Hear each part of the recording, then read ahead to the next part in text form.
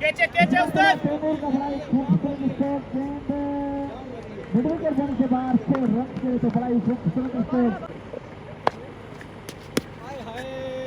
इस मरतबा 7 रन के बाद 4 रन के लिए तो स्ट्रोक की मदद स्कोर का पहुंचा 48-48।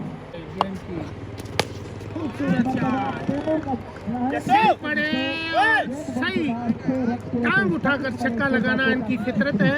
हाफिज रन आए गेंद की दोनों फील्डर के दरमियान से खेल दिया है। तो स्ट्रोक की मदद स्कोर का पहुंचा 72। गेंद की खूबसूरत सिंगल और बम। की जाने से 4 रन का सिग्नल तो 4 रन